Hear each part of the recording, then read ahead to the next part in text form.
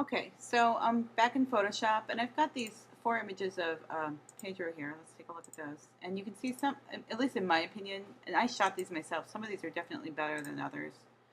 And I always say garbage in, garbage out. So, if the image is out of focus, if it's underexposed, yada, yada, yada, just don't use it. So I'm going to close this one up.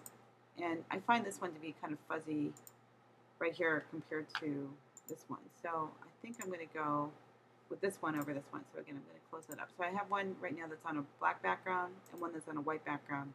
And then I went ahead and also opened up yellow trees because I want to show you something cool. So again, I'm going to select this. So either select all or Command A, and then Command C or edit copy, edit paste. So Command, oh boy, Command V. There it is. Okay, now obviously this needs to be resized. So, but before they do that, I'm going to do something kind of interesting. I'm going to hover over the edge, and remember your Show Transform Controls has got to be on to do this up here.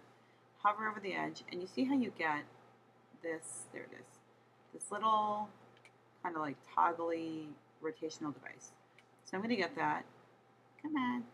There it is. And shift and rotate this to the side. And now I'm going to go ahead and shift again.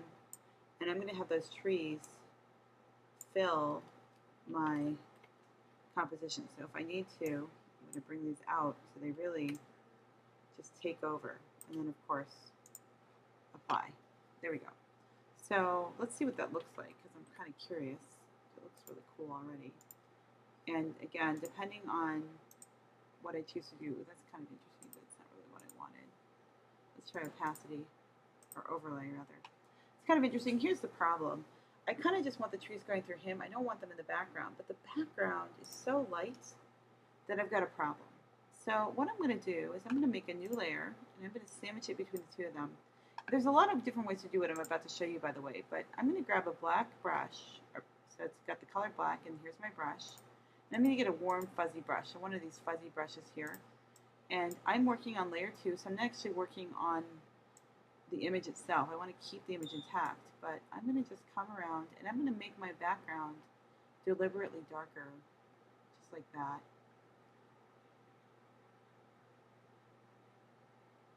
And if I need to, I can shrink this down